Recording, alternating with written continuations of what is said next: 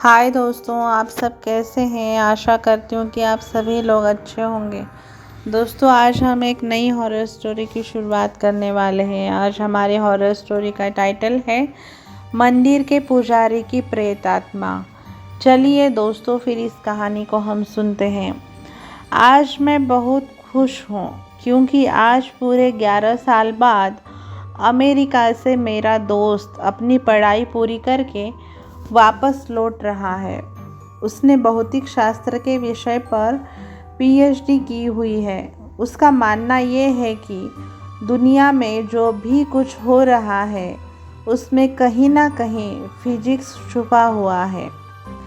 खैर, जो भी हो, पर इस कहानी में ऐसा तो क्या हुआ कि उसकी फिजिक्स भी काम नहीं आई। चलिए आज हम इस कहानी को पूरी तरह बताते हैं।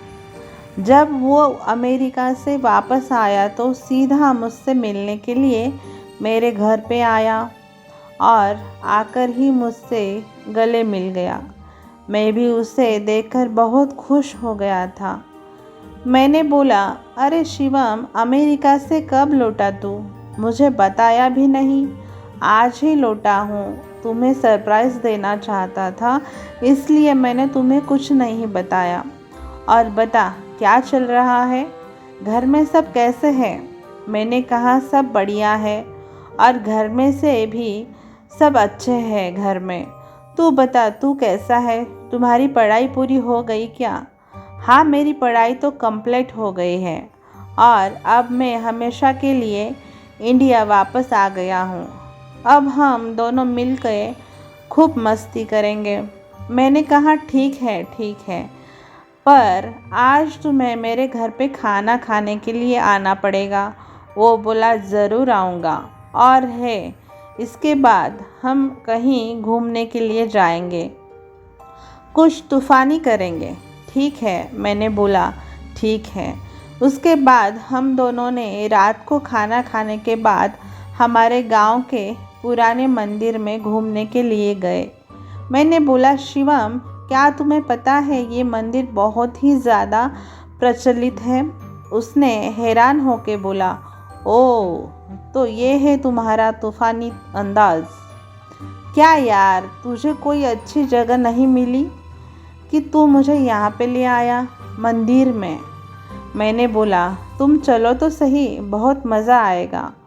लोगों का मानना यह है कि यह भूत प्रेत जैसी आत्माएं रहती हैं यहाँ पर। शिवम बोला, क्या सच में यहाँ पे भूत है? क्या तुम भी मजाक कर रहे हो? मैं नहीं मानता। मैंने बोला, ठीक है, हम दोनों साथ में जाते हैं और पता लगाते हैं कि सच में भूत है कि नहीं। फिर हम दोनों मंदिर के अंदर चले गए। मंदिर काफ़ी बड़ा था और काफ़ी खूबसूरत भी था और थोड़ा भयानक भी लग रहा था। ऐसा लग रहा था कि कई दिनों से यह साफ सफाई नहीं हुई है।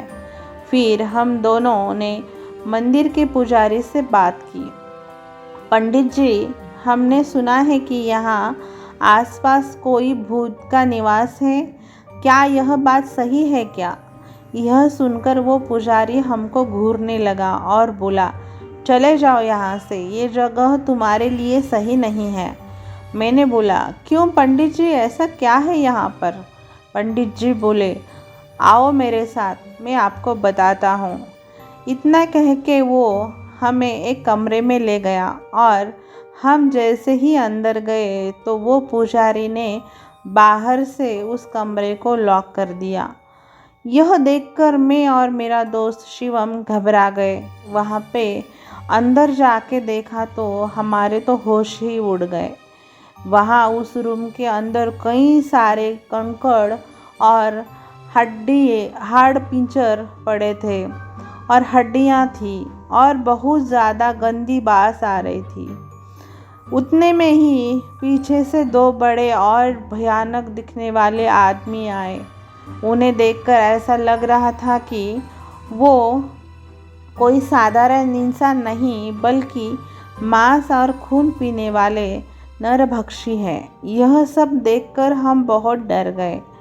हमने तो मान लिया था कि अब हम जिंदा ही नहीं बचेंगे। फिर उन दोनों ने हमें कस के पकड़ा और हमें एक कोने में ले गए। फिर हम दोनों ने बहुत चिल्लाया, बचाओ बचाओ बचाओ, लेकिन कोई बचाने के लिए नहीं आया। इतने में ही पंडित जी एक बड़ी चमत्कारी तलवार लेकर हमारे रूम में आए। फिर उन तीनों ने रूम में आग लगा के मंत्रों का उच्चारण करना शुरू कर दिया। हमने यह सब देखकर डर के मारे और ज़्यादा ज़ोर ज़ोर से चिल्लाने लगे। ठीक उसी समय किसी ने बाहर से हमारे रूम का दरवाज़ा खटखटाया। दरवाजे की खटखटाहट सुनकर उन तीनों ने रूम की आग बुझा दी और दूसरे कमरे में चले गए। हमने तुरंत ही उठकर उस रूम का दरवाज़ा खोल दिया। दरवाजे के सामने उस मंदिर के ट्रस्टी और आसपास के रहने वाले लोग खड़े थे। हम कुछ बोले उससे पहले उन लोगों ने हमें धमकाना शुरू कर दिया। तुम दोनों कौन हो? यहाँ मंदिर में चोरी करने के लिए आए हो? सच बताओ वरना हम पुलिस को बुलाएंगे।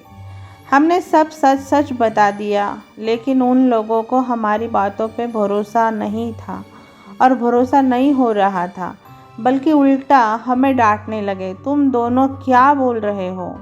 नशा करके आए हो क्या? ये मंदिर कई सालों पहले खंडेर हो चुका है और यहाँ कोई पुजारी नहीं है। अब चले जाओ यहाँ से, वरना हम पुलिस को बुलाएंगे।